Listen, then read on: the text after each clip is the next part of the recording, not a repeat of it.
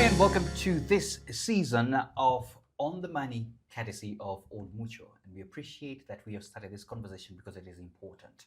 In fact, the first thing I'll ask you to do is the moment you have started watching, please share it out. Because I know the lessons here are needed by your friends, your sisters, and loved ones. Everybody else needs to know this because they will be affected by this. Money is a sensitive subject, and how we play around it may end up telling us in life later whether we played it well or badly. It's like a game in itself, but you have to abide by the rules. Today, we want to focus on matters retirement, and the conversation is pre-retirement preparation. We want to see how prepared are you? Have you even started thinking about it? And we'll also discuss a little bit more on the stages of life and what you should have done.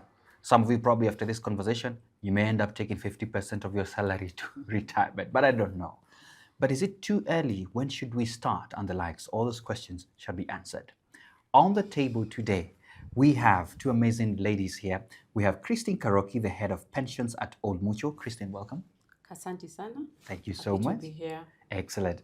And we also have FCS Happy Kilangosi, manager CPF Trust Fund. Welcome, Happy. Thank you, Maina. Great.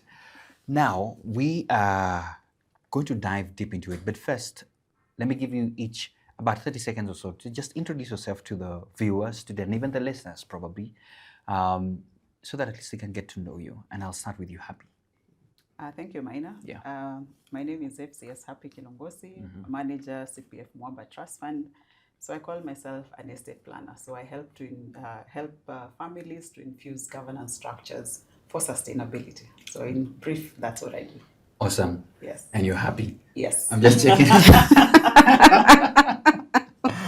Awesome. Christine, Yeah. go ahead. I'm happy, but I'm not happy. Okay. My name is Christine Karoki, currently serving as the head of pensions at Old Mutual, helping people to think about how they can accumulate funds towards retirement.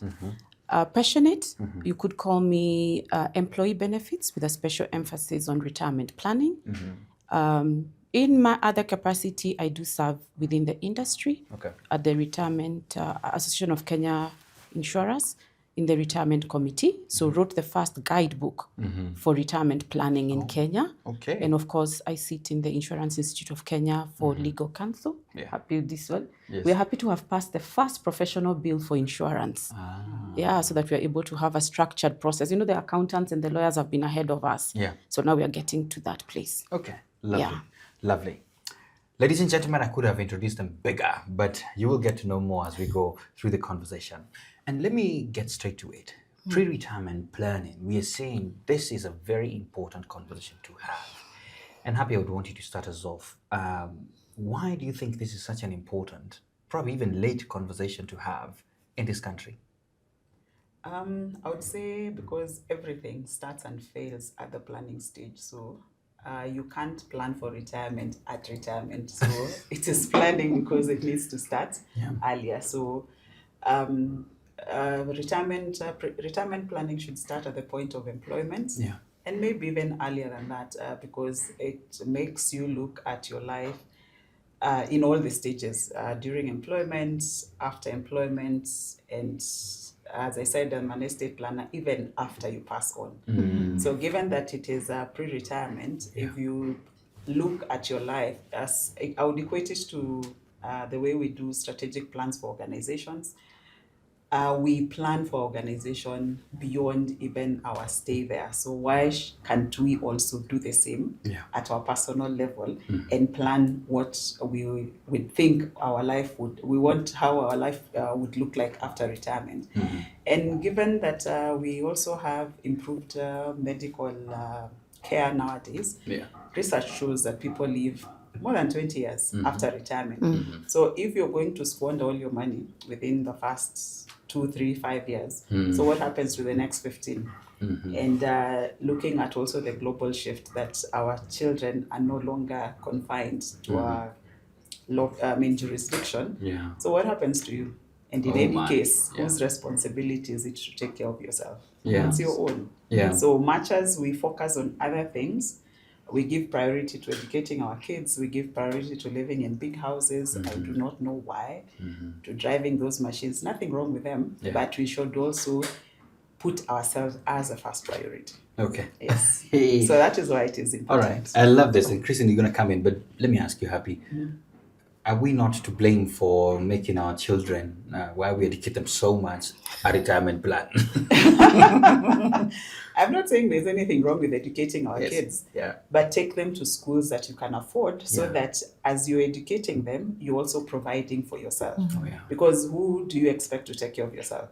Given that we are complaining right now that life is expensive, so what don't you think it is being delusional to expect that a few years later that life will be easier? It will be more difficult for them. So they would not have that disposable income to take care of you. And let's say your lifestyle is here. Yeah. I mean, your kids were going to start way below because it has taken you so many years to get there. So Absolutely. who will maintain it at that point? And that is why we are having a lot of cases for depression, because you can't match your living expenses after you retire. And we forget to factor those things in place. So that is why I said it starts and fails at the planning stage. So we really need to critically assess our lifestyle, know how much it costs and what we want, and then how do we finance it. So if you think like that, pre-retirement is an easy thing. It's not necessarily a negative thing, because we age. You can't do anything about age. You're right. Yes. Christine, I'm sure you have many thoughts on this because you even authored something to do with this. So, but what are your thoughts? Why is this so important and now? When you think about the fact, Happy has said about the fact of aging. Yeah. So when you're in your 20s and your 30s, life seems well and good, and such things like retirement don't make sense. So the first thing we need to recognize with a shift in generations from Gen Xs to millennials to Gen Zs is that there's retirement as an age, but there's also retirement as a lifestyle. And so it incorporates things like, how will you live? We like to tell, when we're doing financial training for corporates, we like to say bills don't retire, you retire.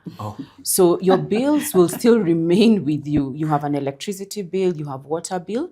And then Happy has talked about longevity in life. With the life expectancy at birth for Kenya is around 68 for women, 65 for men.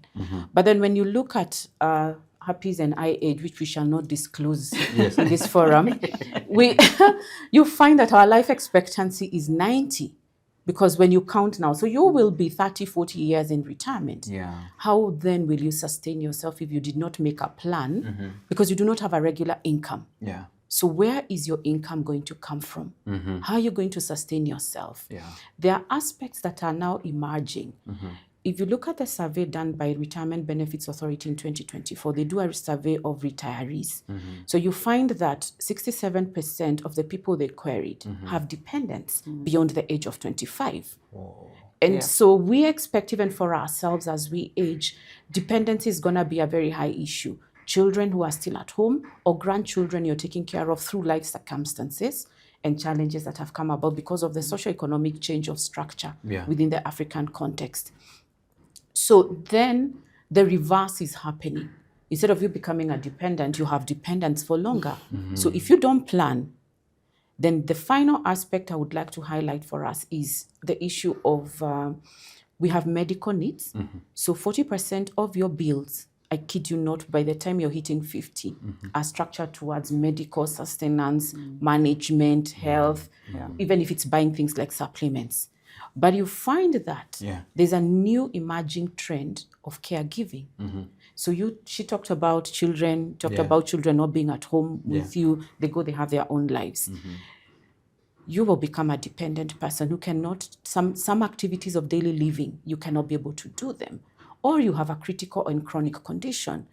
Currently, a nurse costs almost 5,000 shillings a day. A caregiver will cost you anything from 1,000 to 3,000 shillings a day, depending on the quality of the caregiver and their certification. If you don't plan for such expenses, you'll have a very hard time in retirement. So pre-retirement is very important to plan, because then you need to build up resources in whatever capacity to be able to take care of you. You know, there's all this conversation that goes round about not caring about life that you don't have yet. Because, as they say, YOLO. YOLO. I know. I live once, that kind of thing. Boom. Anyway, and I think let's keep building this context. And maybe Christine, I'll start with you on this part. How bad is it here in Kenya when we talk about how prepared we are? When you look at the statistics or anything else, you may not go to the exact ones, but how bad is it? Pretty bad. Yeah. Formally, Yeah. if you look at it, you have, if you look at the concept, you have around 140,000 employers. Now let's look at who is actually putting money aside. Yeah. You have 140,000 employers, or roughly that amount from the last statistics I looked at, the National Social Security Fund. And that's supposed to have a wide coverage, like as many people. If you look at the Retirement Benefits Authority, they have around maybe 1,500 to 1,800 schemes registered. Those are employers who've said, we're going to collaborate with our employees and put aside something every month that is meant for you when you stop receiving a salary to take the accumulated fund and the investment return and then use it to replace your salary. So basically you take the fund, if it's 10 million, 20 million, and then turn it into an income for you every month. So when you look at the statistics, so Kenya currently has a working population of around 18. If we stretch it from 15, 14, around there about. But it could be more people when you consider people start working and doing gigs earlier. But then when you think about the people actively saving, it's less than 20%. Oh, no. So the question would be, Happy said we all age.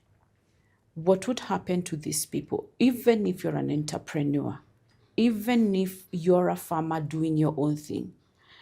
The capacity to generate income will reduce as you age. So what happens? So that's the grim picture of the reality.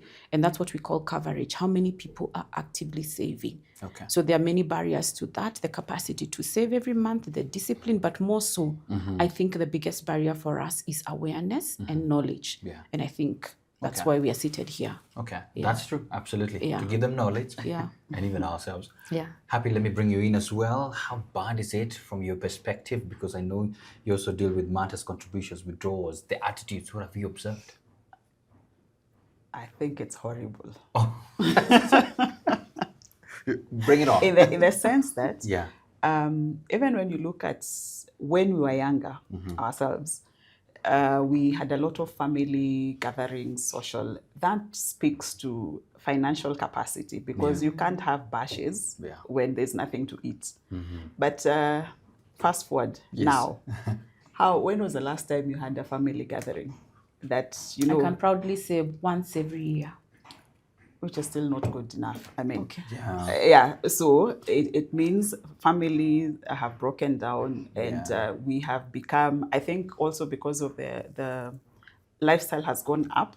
We don't have disposable income to socialize, which affects the family ties. With the improved medical facilities, we are living longer. So you see, we have many people that live in very beautiful houses but have no food. Yeah. The sad reality. Just look at our towns. Go to many of these estates. Very beautiful houses, but they have no food to eat. Yeah. Looking at even our foundation, they discovered that old people now living maybe rural areas, their toilets don't have seats. So, and you see, that's a big problem because you're old, you know, that squatting is a big deal. And I would say part of it is because we don't know, and we tend to delink money from my lifestyle, that we are discussing money and this is my life. And I think that is a very big misconception because money is one and the same thing. So if we developed matrices of evaluating and assessing ourselves, it would be easier for us to know what is my status right now, so that you work towards a goal. Because when you start school, you know, I want to, nowadays is what, class 6, you pass, you go to the next, you pass.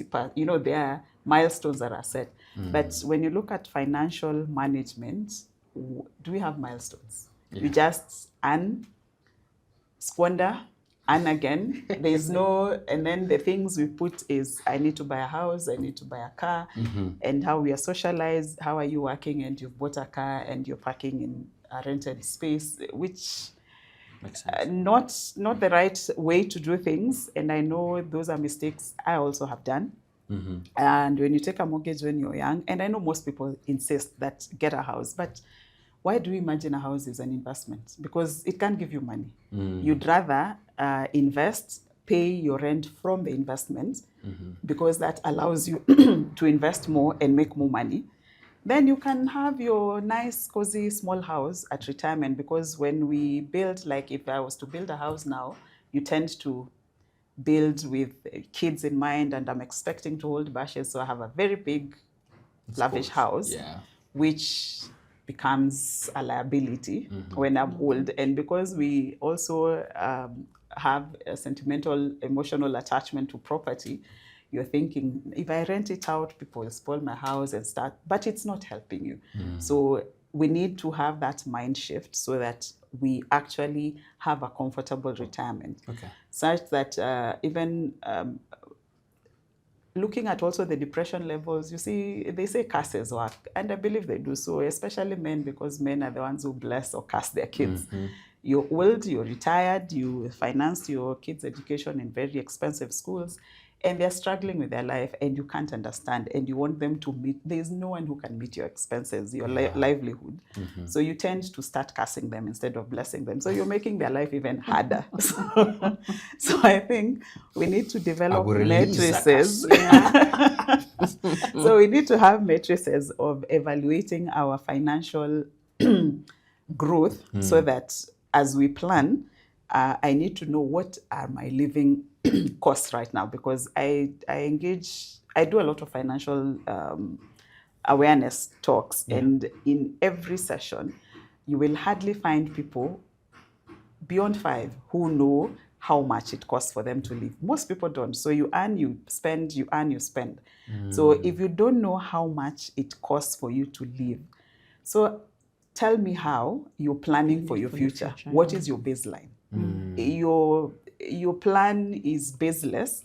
So these things you're thinking about, they're not anchored in you. And for any sort of research, you need a baseline. You need some presumption. So if you have no idea, so I'm making plans about my 10 million in retirement, but my expenditure is maybe 500,000. So you see, everything crumbles. Absolutely. Yeah. Wow. Kristen, my goodness. I know you have a lot to say on that, but you could also add on this as well. What are some of the financial lifestyle risks that people underestimate? We still want to scare them more, you know? People underestimate that when they don't start planning early for retirement, you know, they are clueless. They are. Let me not go there, but go ahead. I think so. You can pick the first two. Yes. I think the first one is that people underestimate their savings capacity. So, and I did start and say awareness and knowledge is key to be able to develop plans. Happy has talked about budgeting, which is how people set up a plan and know how am I spending. But then with that, you have to understand, if I go into the future, my spending is not going to be the same. So I like to give the example of when I was a little girl, my mom would give me the 5 shillings, you know, the one with the 7 corners. And she'd send me to buy breakfast. So I'd go to the local to the local kiosk, and I'd buy 1 loaf of bread, 2 packets of milk, and 3 eggs, and go back home with 1 shilling and 35 cents as change. When I don't stare at me like that. It's okay. You're about to display your age, but anyway, go ahead. So that concept, if I go into a supermarket today, we say bills don't retire. If I spend 5,000 on monthly shopping, 10,000, whatever amount you spend, you are accustomed to a certain lifestyle. What will be your lifestyle 20 years from now? So going back to the issue of people underestimate the issue of how much do I need to save and how will I save it? And so tying the issue of having a budget that ties to your expenses allows you to be able to know, what am I saving for my immediate needs? What am I saving for medium-term needs? Medium-term basically is between 2 to 5 years, 7 years. So you have projects, you want to do a job, you want to start a business, you want to buy a home and do a deposit. Those are medium term. And then, of course, the what we are calling retirement planning, there is in the long term phase. How much are you saving? And each of those have different. So that's the first thing people underestimate. Yeah. The second thing people underestimate is the ability to be able to foresee the risks of the future. Okay. So people then build, save, but then you don't also assess and see, how do I protect what I have? In terms of, as you build, are you then protecting what you have? And people underestimate that. And we find a lot of it, like we had the recent riots in town, and a lot of people lost their businesses. Yeah. And so the question the person goes back to is, did you have protection for that? Can you return the stock that you had that is $500,000 to keep you going and give you your earning capacity? No. So for me, I'd say those are the top two that I'm thinking about. I know. People underestimate the ability to save. So a lot of times people undersave. And that comes also from our training. I've said sometimes, money, let me tell you, money, I keep telling people, treat money like a personality. What relationship do you have with it? And how do you relate with it? So if you look at money, and a lot of people save after spending. But one of the golden rules of money is pay yourself first. Yeah. And that rule means you set aside your savings before you spend. So that then in your spending, you prioritize what you're going to spend on. Wow. Okay. This is, you're hitting hard here. Pay yourself first. Bills don't retire, you retire. I hope you're getting that. Awesome. And minor, there's also something, the third one that people underestimate is medical in retirement, which is really critical because you could have good money saved, but then if you didn't make provisions for your medical, you're just one bill away from being, And these days you can. Yes. So given that if you are accustomed, as Christine has said, to a certain lifestyle, so even where you visit for your medical needs is a certain types of facilities. Yeah. Then at retirement, remember your medical cover, if you're employed, is the first thing to go away. So what do you do? And at that point, when you look at what you need to put away for your medical, you might find that's a bit too much to remove from your pension. And in any case, this pension is not even sufficient in itself. Even if you have a handsome contribution, you'll find it is only 40%. Or if it is very good, let's push it to 50% of replacing of your current income. Yeah. So you can imagine you're taking 50, 60, or even more, because it is research says it is between 10 and 40% income replacement. Yeah. So you're taking a 60% pay cut. You've not factored in medical. You've not factored in the other advantages that come with being employed. Yeah. Some people, your employer pays for your golf clubs, your airtime is paid, maybe your fuel, all those privileges, however big or small, it informs your lifestyle. So minus that. So you see, it is not even 60, you're going further down. So if you don't plan for how your medical will be sorted in retirement, and ideally, as you age, you tend to see the doctor more. You're susceptible. Yes, you become more vulnerable. So much as, and then, as I said, it is your own responsibility to take care of yourself. So much as maybe the employer hasn't set your post-retirement medical plan in your scheme, it is your responsibility to ensure that you do that. So that means you have to set aside money to go, I would recommend, towards any individual pension plan, because it has that tax advantage.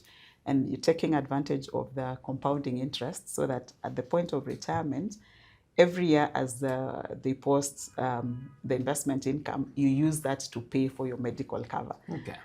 So you have to start early. And you see, that is just for medical. So you need to save for your lifestyle and save for your medical. So if you don't sit down and really plan and look at yourself practically, because when most people, especially when you talk to the young ones, that idea of aging it's not there. So as you plan, you're not factoring in that you're growing old. So even if you're an entrepreneur, as Christine has said, your capacity is going down.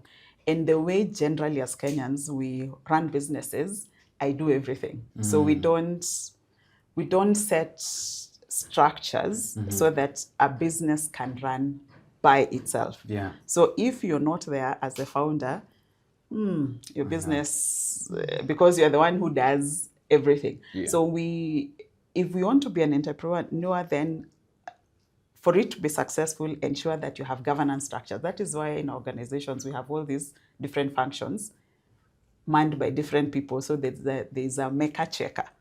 Because when you go and leave Christine, your work still goes on. When I take leave, when I go on maternity, nothing stops. Yeah. But when I run my business, we don't tend to apply the same. Okay. So when you're growing old, you're sick, you have, it means your business will close down. And even looking at, what is this association that deals with business, a lot of businesses collapse. They don't go beyond... They say third birthday. Yes. Because of that, we want to hold everything, which is a poverty mindset. Okay. Hey, this is getting deeper now. We were not just here to scare you. We're going to give you some solutions. So we're going to get there. First, Christine, let me start with you. Very quick answer. What is the time or age? I don't know how you're going to answer this. Anyone who's listening today or anybody across, when should they start saving for their retirement? Now. It's a quick answer. That's a good one. But ideally, Yeah. From your early 20s. Excellent. Essentially, the minute you have the capacity to earn any income, start. If you earn, and it's the issue of stewardship. If you earn 100 shillings, put aside 10 shillings. If you can't be able to save 10 shillings from 100 shillings, you can't save from 1 million. Don't wait until you can earn good money. Start. Okay. Yeah. I love that. So I'm going to pick up from them because I want us to look at just age groups, life stages, and we're going to help everybody here, everybody we encompassed. Everybody. And I think I want us to start with these campus students because they also earn. I once had a conversation with one who was getting a lot of money from HELB.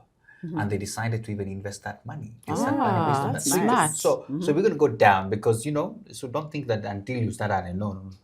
Campus or even those early stages, young adults. So Christine, I'd like to ask you first, from your expertise, especially at Old Mutual, many campus students or young professionals think retirement is too far away.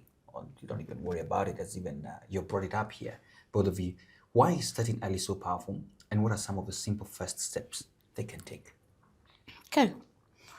I tend to feel like maybe for someone who's early in age, and I'm speaking to someone who's below 30 years, I think the very first thing you should do is, one, understand basics of financial wellness, because retirement planning is a subset of financial planning. Yeah. The basics, Happy has talked about a budget. Yeah. How do you budget? How do you put money aside? How do you break it down into your bills, your savings, and things that you want to do for luxury? Yeah. And once you have that, then also start the basics of, just building a savings account. Because if you can't build a savings, the progression for money is usually save, invest, build a portfolio from those investments, and then from the investments, protect it. Okay. And then from protecting it, you do legacy, which is estate planning. And so that's the progression of money. That. Okay. So in your below your 30s, you have to build knowledge and awareness. Okay. Equip yourself. What are the tools I need? What do I need to be able to manage money wisely? Get that knowledge in, soak it in, and start small practicing so that you're refining where you make mistakes, you have time to recover. Additionally, I think you should be able to, whatever little you get, even if it's pocket money, you talked about someone who gets help. Yeah.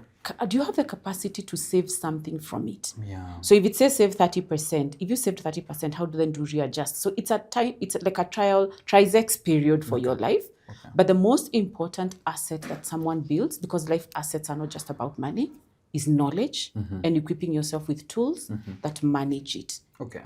For me, that's it. I love that. I'm happy you'll give us a few more. But we have also people who say God is on the throne. Or Very shall be true. Yes. Very true. What are your thoughts to these young people? It is true, God is always and has always been on the throne. Yes. But the same God has given you a brain and has given you willpower to choose. Yes. So choose you this day where you want to stand. Oh, I love that. Choose you Yeah, this day. choose you this day. So choices have consequences. Yeah. So you want to YOLO your life away, but then deal with the consequences. So I think my guiding principle in life is that for every action that I take, am I able to deal with the consequences? Okay. If the answer is yes, then I can proceed. If I can't deal with the consequences, of course, then you need to rethink. Right. So as Christine has said, when you're young, you start, and the thing is, it is discipline. You're cultivating a discipline. We are not looking at the 10 bob. We are not looking at the 100 bob.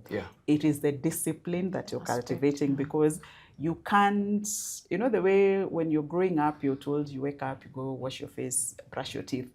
It becomes part and parcel of you, whether now your mother is there, because those ages, a few times you had to be caned to brush your teeth and wash your face.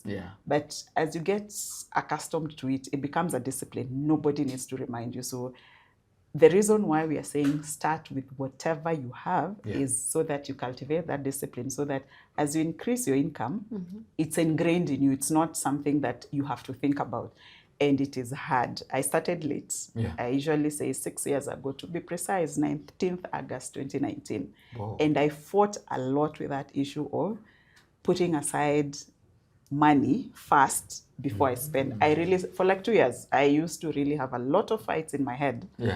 And you argue, I mean, I've worked, I need to reward myself, I could die tomorrow, so why, you know, all those things. But with time, I'm now at a place where any extra income that I get, which is not salary, I save 100%. Because if you have been used to living on salary alone, why am I having the need to spend these other extras that I'm getting? And now I have the privilege of serving in boards, in different committees. You get some stipend here and there. Why do you need to spend it? So now I'm at the place where I save 100%. And there's a saying that goes, those who understand the power of compounding interest, they earn. They earn it. Those who don't, they pay. So back to God, who's on the throne, has given you choose. So do you want to earn or do you want to pay? The choice is yours. And that consistency, at the 3-year mark, I would say you really see the power of that compounding. Of course, when you start with 10 bob, 100 bob, the return is really small. But look at the same 10% of 10,000 or 100,000 and 10% of 10 million. Same percentage, quantum-wise, very different. 10% of a big portfolio will enable you, will fund your lifestyle like 100%. And that is now how you achieve financial freedom. So the earlier you start and be consistent, you develop that discipline, you actually get to financial independence very early. Awesome. And I can encourage the young people. I'm coaching a guy who is turning 36 next year, and he will retire. And he will foot all his bills are financed from his investment incomes on the different investments that he has. And it is set because you plan early. So it is doable. So it doesn't mean you have to be salaried. And I challenge people. I have a house girl who has a portfolio of a good amount, and she is a single mother. So it is not also about how much you earn. It is the discipline and the mindset that you have. Yes. So listen, ye young people, you've heard it. Choose ye. Choose ye, Choose ye wisely. We're still in the bracket of the young people, and we have another category of guys who are just starting on their careers, new to work. And you see them very excited. And I remember myself and how I ate my first salary nicely. I didn't care. You know, bus fare on the side, the rest eat. You know, bless yourself. You know, ambia mwili pole. Which is okay. Which is okay. But I would want us to advise them. To both of you, I wanted to ask you, when you get your first paycheck, Christine, when you get your first paycheck, how much should you realistically, put aside? I know you mentioned a bit of a 10%, but how do you avoid this lifestyle inflation eating into your savings and stuff like that? Because sometimes even that, in fact, even before we get there, that mindset of saying, this is my first paycheck and I need to slash something first, pay yourself first. Yeah, it's to this new guy. I don't think I would be sane with my first paycheck. Ponda yote. Yeah, cooler. But on a serious note, are we talking to people who are in their 30s and now are growing in their careers? Yeah, because we're thinking of people who, most of the people get into their careers between the age of 25 there to 30s. So that's where we are. Okay. Well, that's when they get probably a substantial something. Yeah. Yeah. So I think the first thing that I think is a consistent conversation from the beginning has been the issue of consistency and discipline. Okay. So if you did the right thing in your 20s, when you get to your 30s and you start getting your normal paycheck, you're getting good, a bit of good money and a steady income, or your business has now stabilized if you are an entrepreneur, the main thing you notice at that age is you start now settling into kind of what we call adulting. Okay. If you're married, you get into serious relationship, or you're married, maybe your first child. So in terms of savings, the rule of saving, one of the rules is 30% should go towards your saving. Okay. Then you divide it between the three pockets, the short term, the medium term, and the long term. Okay. On average. Yeah. But I want to challenge something that I've practiced. I was very lucky. My mom was very good with money. In fact, she has more savings than I do. Hey. So she's a retiree. She just turned 70 this year. So the practice that I've had for a long time is every time I got an increment, 100% went into savings. So your capacity to save can increase from 30 to almost 65 of your take home every month if you practice that. Why? Tumbo ni moja. Yes. Why is your spending at the supermarket expanding?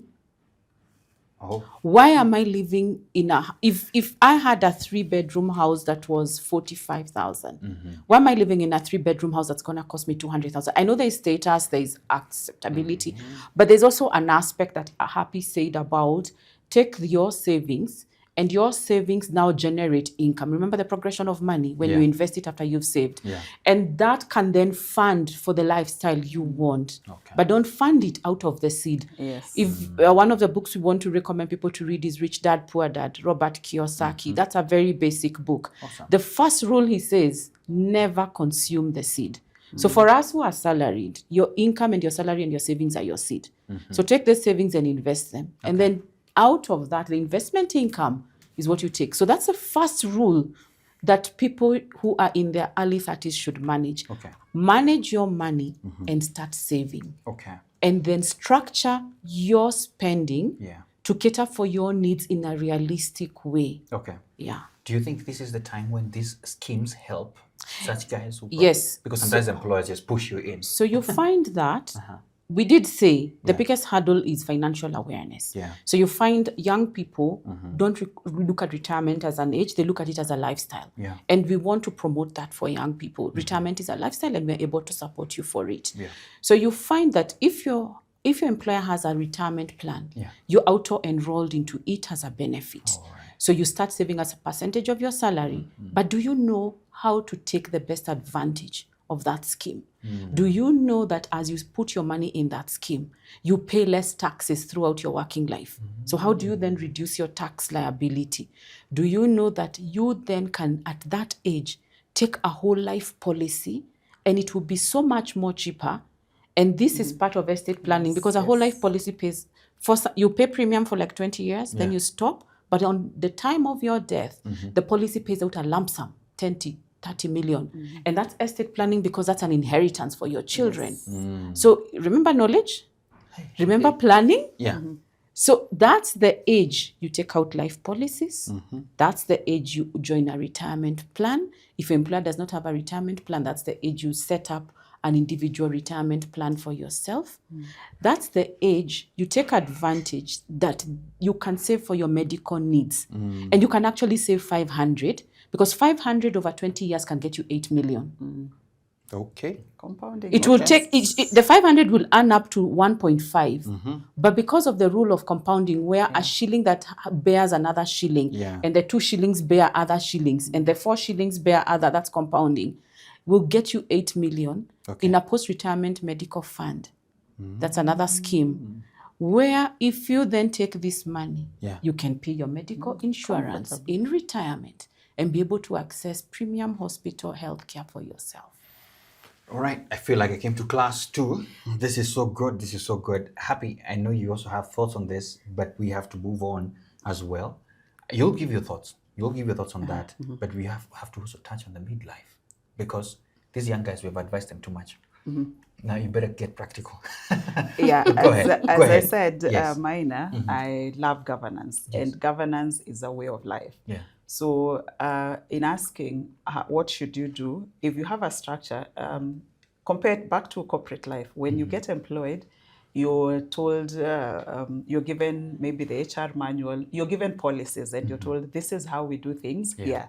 So irrespective of your Ivy school or your polling station school, we all meet here, we do things the same way, and we achieve a particular outcome that the organization has defined. Yes.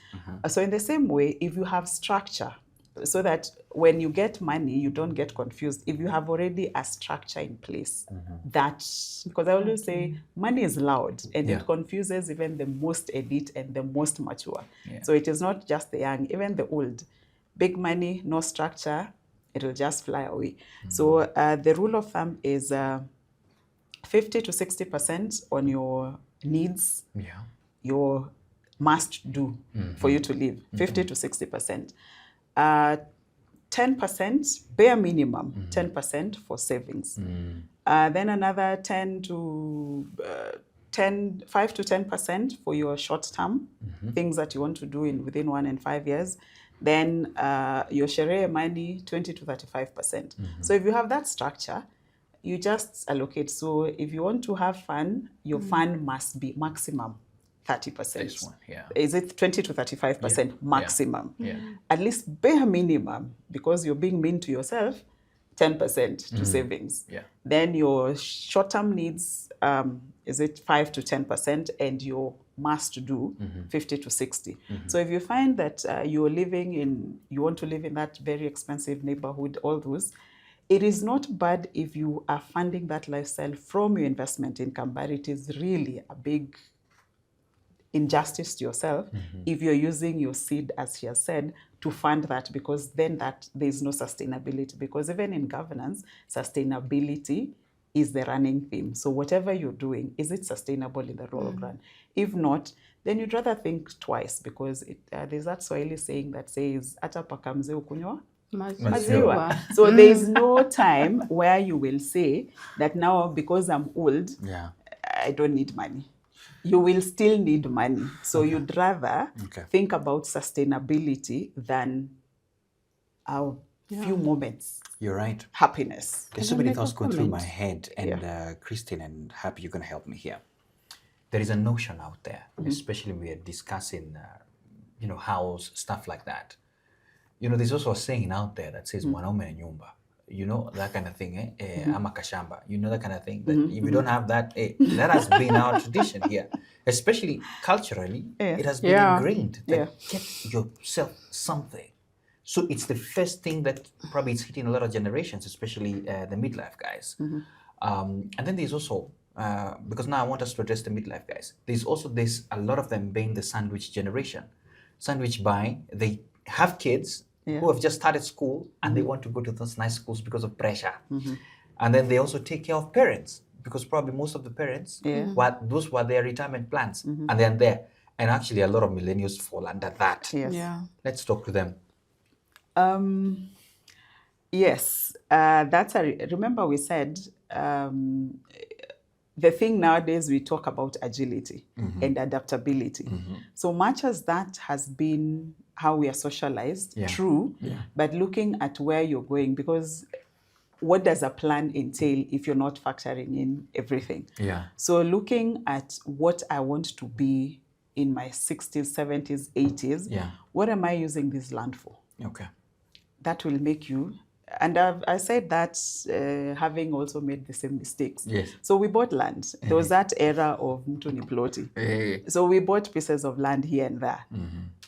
If you have no plan, clear plan why you're buying this land, it is nonsense. And I know many people will disagree. Yes, they will throw stones. Yeah. But fact is, Yeah. if you have no clear plan, I'm not saying land is bad, but if you can't say, I'm buying this land and maybe after this time, I'm going to do this and I'm going to do this so that then it then generates money for me. It's just equivalent to burying your money in the soil. Yeah. Because try now, even looking at the land companies, that there was a time they were booming and they were all over, billboards, radio stations, all over. Do you hear them? Yeah, I don't know what's happening. What does that say? What does that mean? Most of them have closed down, and I have friends who, in the midst of buying plots, the company has closed shop. Yeah. The transaction was midway. Now you find Maina is the son of the deceased and is feeling a certain way. And what do you do? Problematic. So you lose. And I think it is Dr. Miles Monroe who said, if you don't, I'm not sure whether it was him, but there's a saying that goes, if you don't use something, you lose it. So if you have no clear plan of this land, you're going to lose it, in the sense that you'll find beacons moved. Okay. Somebody has built on it, and those stories Or are endless. Yes, those stories are endless. I know. But if you had a clear plan, then you're using it, you're making money out of it. So these lands are useless. Yes. Because, and then I've met people who say, I'm doing it for my kids. When you talk to these kids, they're the millennials, the Gen Zs. Yeah. Are they interested? No.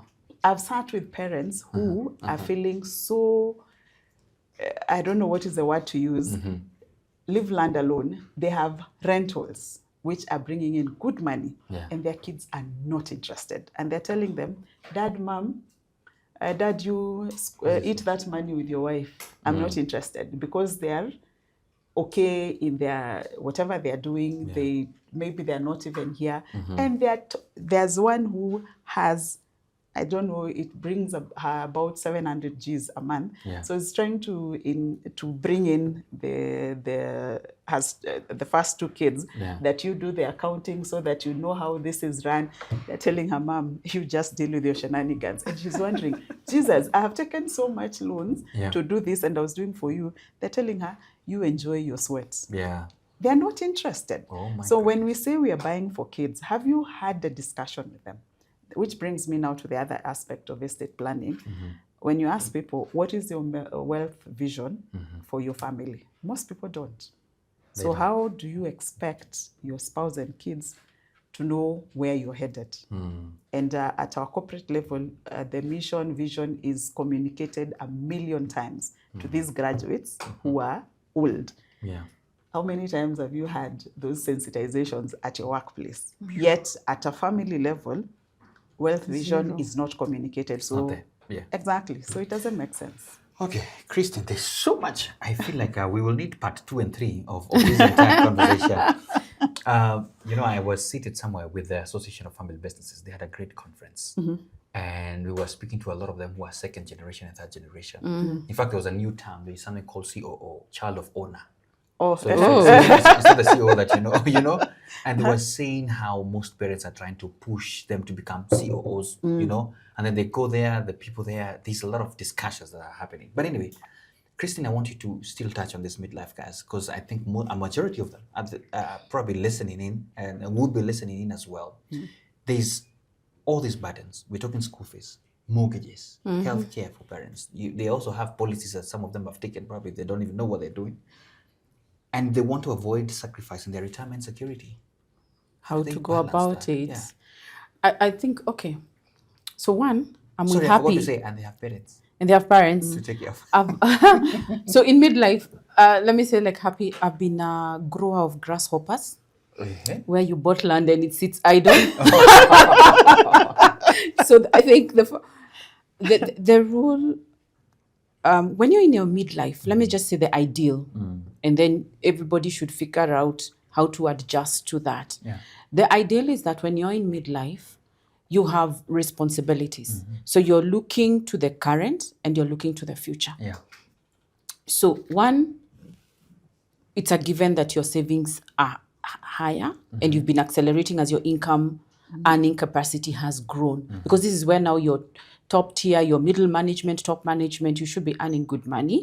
Or if in your business, you've learned the cycles of business and are able to grow your business. Yeah. So that's the basic assumption.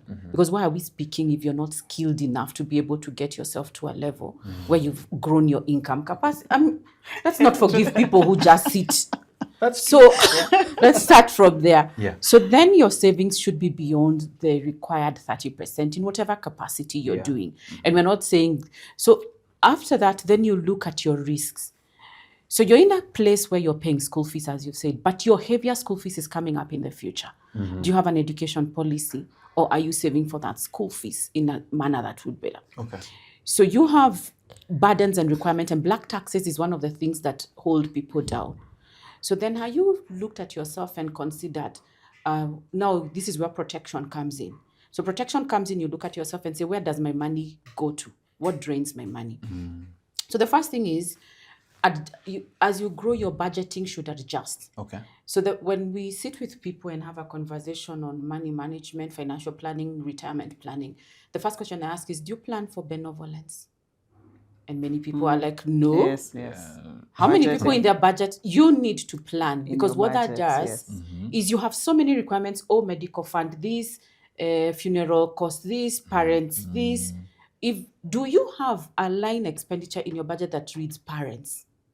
Do you have a line expenditure in your budget that reads benevolence? Because then if you come to me, minor happy, and you say, oh, I have this funeral, I have this medical fund, when I look at my budget, it's all of 5,000 shillings because that's what I can afford. The reality, and Happy did talk at the beginning and say, you have to balance your current life and saving for your future needs. So if you take care of current and you don't save for your future, then you're compromising what you're calling your retirement income. So your retirement fund, if you're saving in a retirement fund, will be depleted by other things instead of going to replace your income. So that budget line item allows you to prioritize. It's always an issue of priority. So we have this thing in Africa of black tax, and it's a sympathy issue and it's a guilt issue. But if it says tithe, parents, benevolence, if my mom comes and says, I need a new tank, I'm like, is it an emergency? No. Then I'm like, Mama, you got your funding for this month. Let's pay bills. Let's do this. Pay your medical needs. We will plan for the tank. Okay. So that gives you time to align yourself and plan for that. So that's the first thing. The second is people planning. Like if you have children, why are you not planning for their college education? It's not going to be a surprise. Oh, yeah. And it's expensive. And it's very expensive. And that's the most expensive costs for you. So do you have an education policy that caters for that? You live in community. Funeral expenses are a given. But if you come together as a family, 30 of you, and take a funeral expense cover, you get automatically 50, 30, 100,000 paid out to you. And it doesn't cost anybody in the family more than 1,000 or 1,500 in a year to get that cover. It's possible to collect that money for the family. So you, again, go back to your youth. Did you educate? You know, when you were supposed to be educating yourself, building knowledge, now this is the time you use that knowledge to mitigate all those drainages and things that drain away from your income. So in your midlife, the most thing is one, accelerate your savings, plan for future huge expenses like colleges, figure out the risks in your life, and build, like, buy an education plan, buy a funeral expense cover. You just get money paid out and you're good to go for the family thing. Not everyone changaing. Medical expenses that can take people down. And for many of us, that's the time now you start taking care of your parents. So have we put them on a medical cover? Because it's gonna cost you. They hit the hospital. It will wipe out everything you have, and you can't look at somebody in hospital. You will sell cars, you will sell land, you will sell things. The other thing is how you're managing your debt. At midlife, that's the period to consolidate debt. Consolidate your debt means you look at all you own. I'm assuming at this age, because you're wise, you don't have credit card debt. or Yeah, bad yeah. debt, what we call bad debt. That's a good, yeah, it's a You're good going assumption. into debt for things like education, skilling yeah. yourself. Okay? Yeah, not So- luxuries. Yeah. Consolidate midlife is when you consolidate your debt so that you're able to, one, get lower interest rates, have one view of your debt, and be able to use the snowball method to get rid of it. Yeah. You know, I don't know, but I'm just thinking, is there a tracker that I can be able to look at myself and say, so far so good? Yes. Or, Yes. oh my goodness, Yes. I better. There's so many There tools is, online. there are So trackers. you can get tools. Yeah. Mine I had to build because they were not available then. So I have a spreadsheet with like 15 sheets for different things.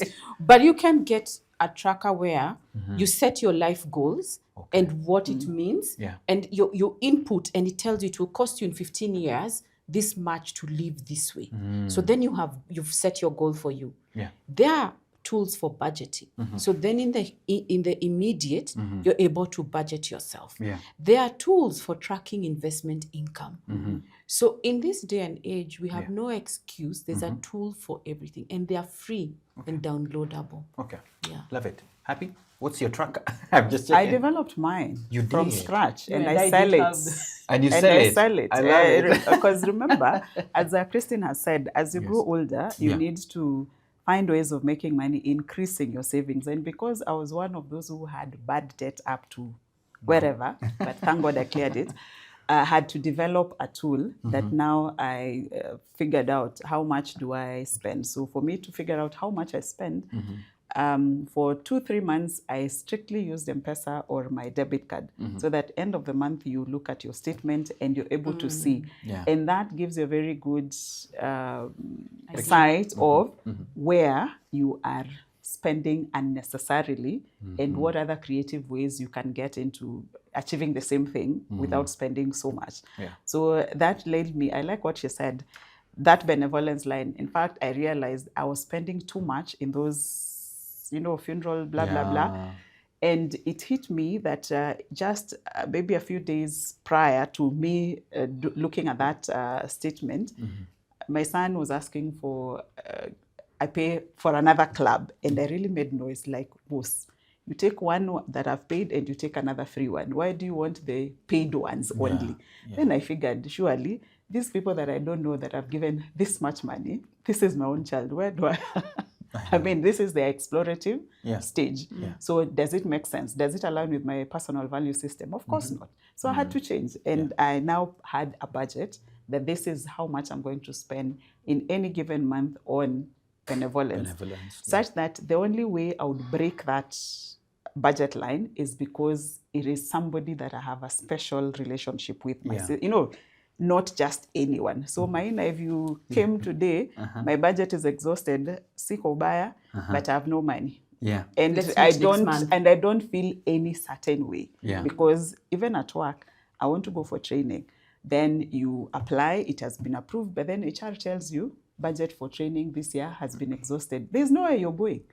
And you don't take it badly. So why am I guilt tripping myself at it because I didn't changa?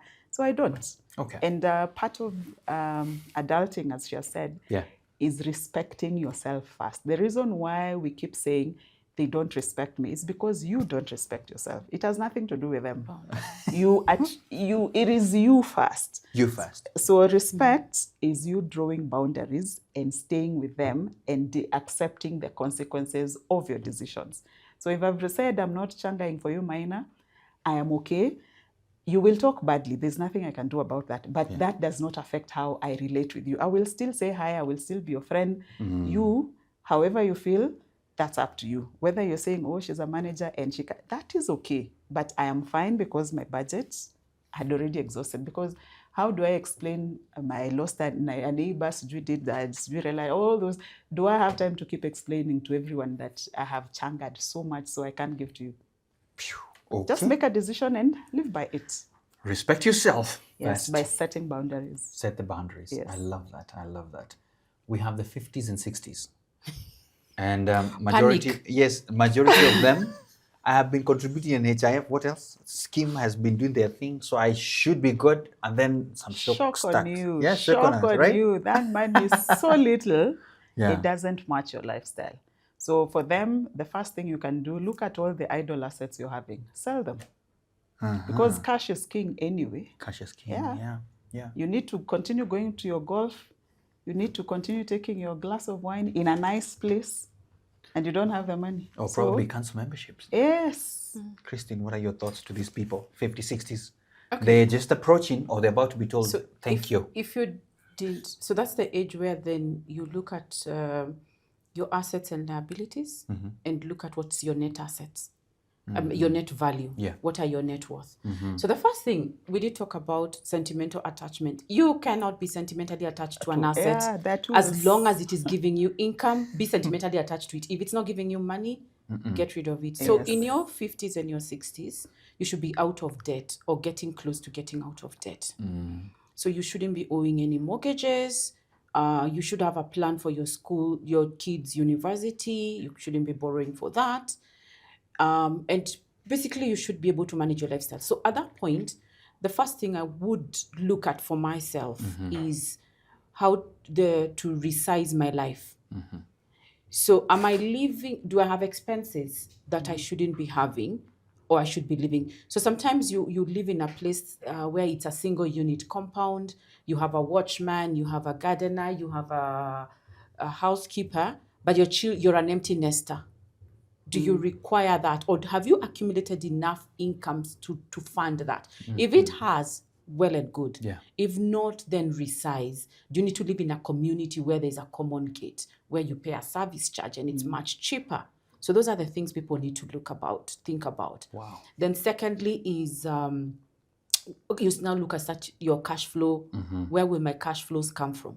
So the rule of cash flows, or what we call income in retirement, is one, the first cash flow should come from a guaranteed income source.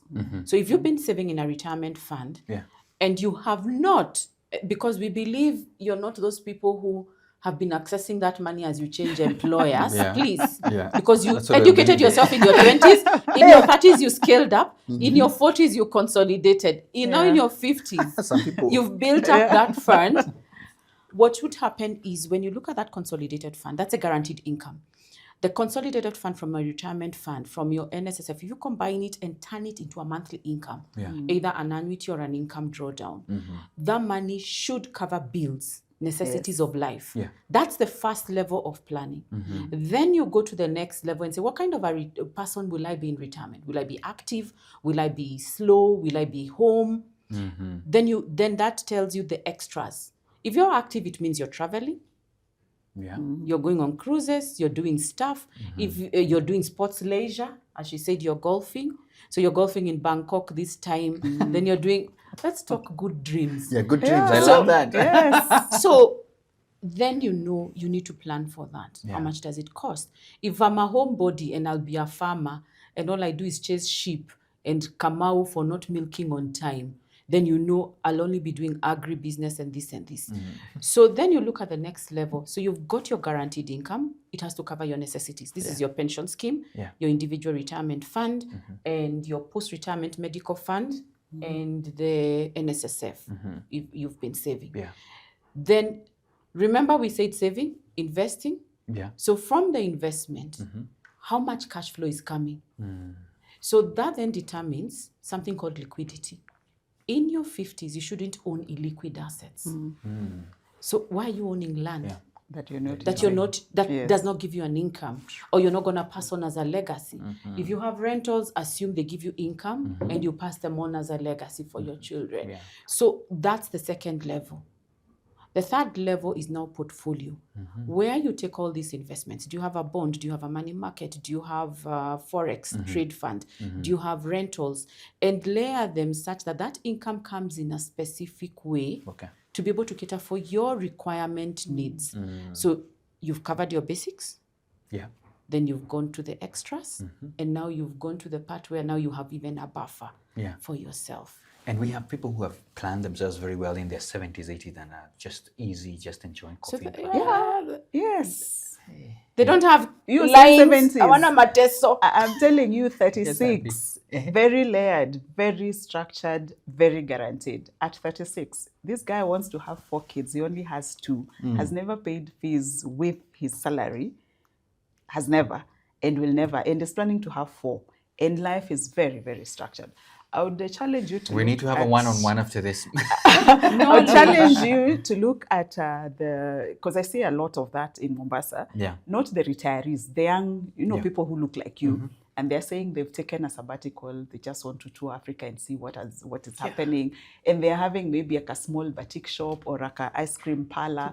You can tell there's no way this business is funding the kind of lifestyle that they have. Yeah. And if you stay there for a while, every evening you will see them coming for dinner, have their 2 beers and go. Yeah. That facility, the cost of that meal cannot be funded by that. So funded, they're just doing that thing that gives them joy, but it is not what is. So it is very possible. So knowledge, as Christine said, invest in your knowledge so that then you develop a structure. And as you increase your income, you're just building on a structure. Yeah. Yes. Gosh, I can't believe we're coming to an end of this conversation. But there's a group we have not touched. There are guys who have been told that you have 2 months. Go home. Yeah, go home or start putting your things together. You have done a good service to us, and they are planning that party. This. Those guys. So we need to talk to them as well because they're retiring, and a lot of them get some very huge amounts, all those kind of things. What's your word to them? Just define what you want your life to look like first and foremost. Yeah.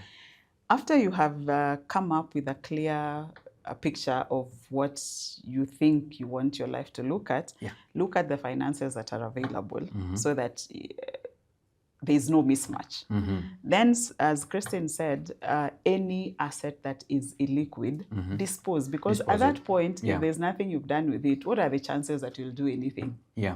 So dispose and use that money, not to acquire other assets, but to invest so that you build your portfolio, because the earlier we realize that cash is king, the better. Looking at banks, many organizations, they hardly own real estate. And even when you look at the rules by RBA, they restrict real estate to 30%. So what does that show?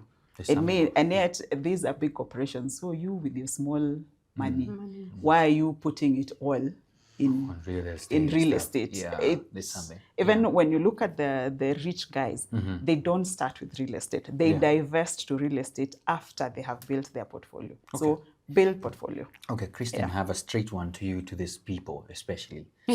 How can retirees, let's call them that because now they are retirees, right? How can they protect themselves from risks? Things like inflation, because that is also another factor, outliving their savings, because sometimes we hear, I thought I had planned, then everything is gone, or unexpected also medical expenses. Clear to them.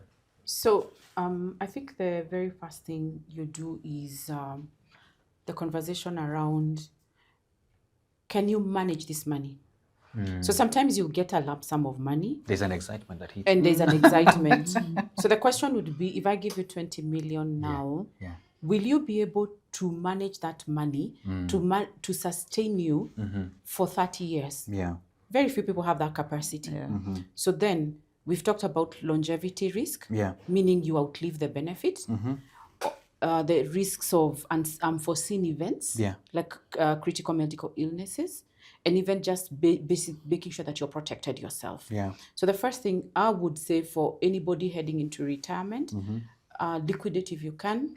Put that money in an asset that gives you an income every month.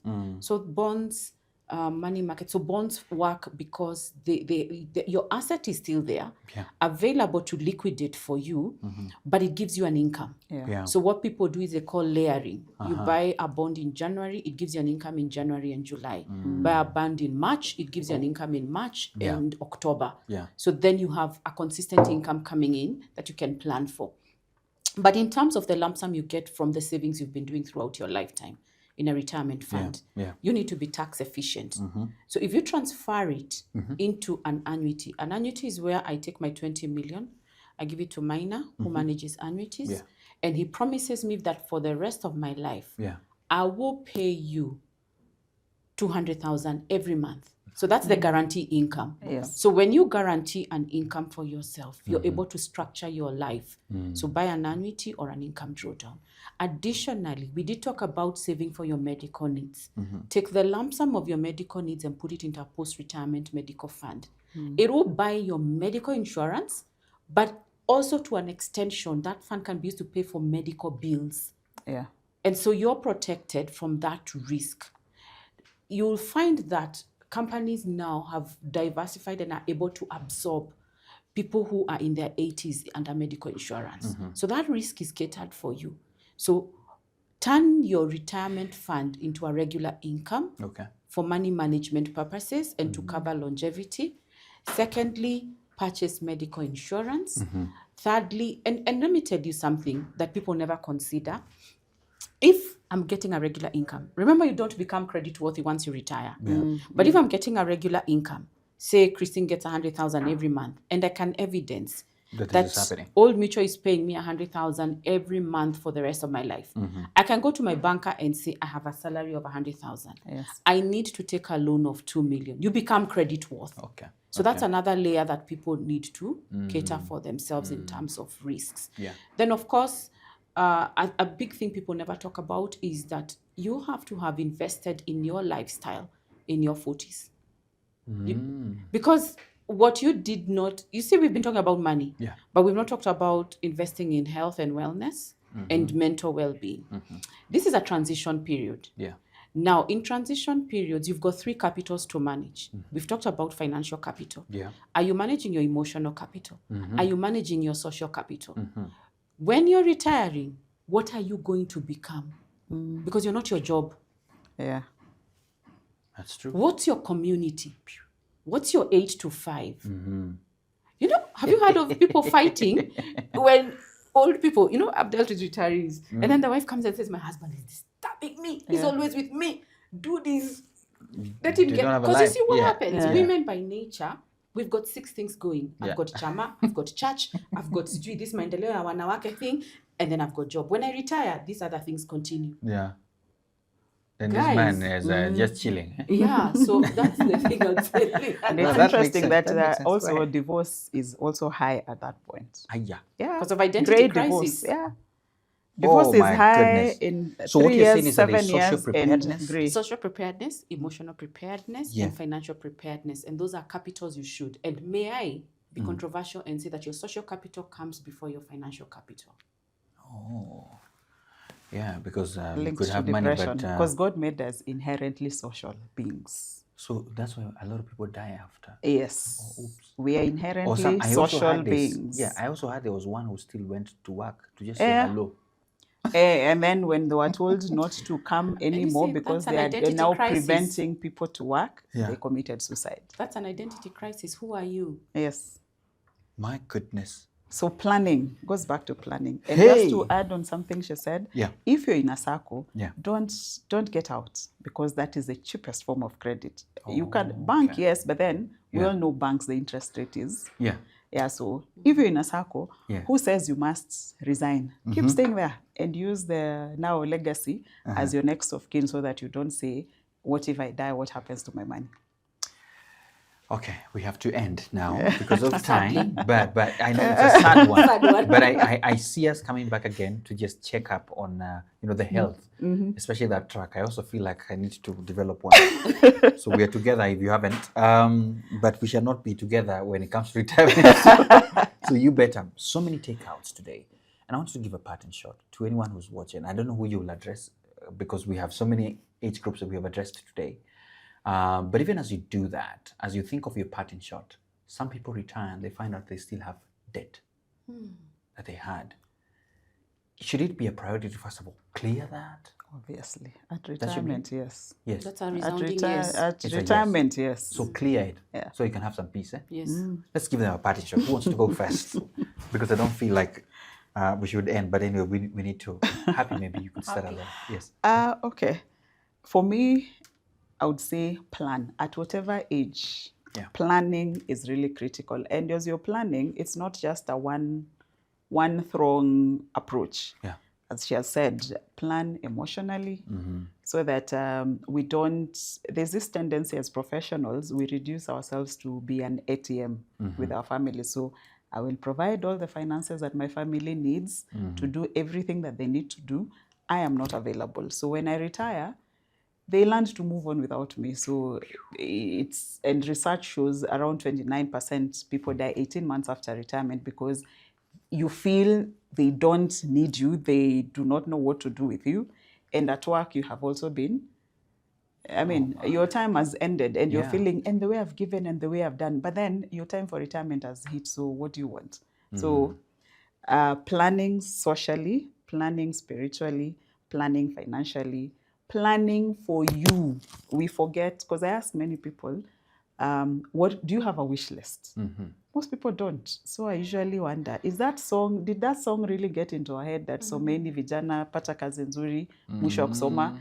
I mean, and then that's it. I mean, life is, God gave us this world to have dominion. So let us plan for the fun activities, but plan for them, list them down, cost them, and put a timestamp. That way, chances are high they will become reality. If it is all in your head, like, you're most likely going to go down 6 feet under with them still being in your head. But if you itemize, I'll say I want to travel to wherever, or I want to do this, buy, and I look at the airline, how much it costs, which hotel I want to stay, how long do I want to stay there, what activities are there. So if I come to a total cost of 2 million, when do I want to achieve this? So looking at my finances now, I'm able to plan realistically to achieve, or remove it from my list because I always make. So planning, and let's plan wholesomely, even thinking about, I am this old now, I have these children, these ages, so by the time I retire, will I still be having kids in school? And what does that look like for me financially? And even, you know, a whole lot of things. Where do I want to live? I mean, which friends? All those things. So plan realistically, looking at everything. And I'll also manage the risk that I'm planning that I'll work until I retire. You know, there's no guarantee. Research says 56% get laid off before retirement. So what if my job ends? What if I don't? So plan, yes, and plan for plan B and plan C. Christine. Very brief. Yeah. For me, I think the main thing is I want to speak to the person who feels they're not where they should be, or they've made mistakes, Absolutely, or they've kind of deviated. They are the majority. I don't know about that, but yeah, There's I think hope. in all of I got us. redeemed. So I have this thing of there's never too late. It's never too late to correct yourself. Okay. It's never too late to start on something. It doesn't matter whether you're 58 and you're going home at 60. And so I tend to feel that every situation is redeemable, every situation is workable. Yeah. And then the last thing I want to say is, I find we're very lazy. We're discussing this with Happy before about the things that are important to us, the things that are very important. So equip yourself with knowledge. A lot of the problems and things that we should overcome require us to understand, and it's not scientific, it's not out there information. Equip yourself, distill it, understand it in your own way, and then act. Yeah. That's it. Wow. I don't know. I wanted to just summarize takeouts, but they are like 24. So I cannot read them all. I will not end this conversation. But I think I'll just pick one. That bills don't retire, you retire. So you want to have a better time at that time. And start now. I think that was the word. Start now. Start now as well. And it is never too late. And it's never too late. Yes.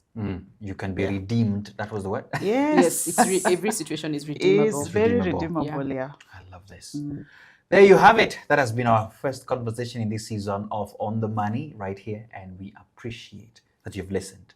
If you've not been scared enough, I don't know, you need to have a meditation moment, but probably you have done it well. And so for you who have done it well and you're on track when you track yourself, good stuff. Thank you. If you haven't, it's time and it's now. And we hope that you can have a better way to retire, even if you're feeling late. So thank you so much for your time. I've been your host, Mana Chege, and we appreciate Old Mucho for putting this together. And of course, thank you so much to our guests today. Share this, subscribe, and see you in the next one.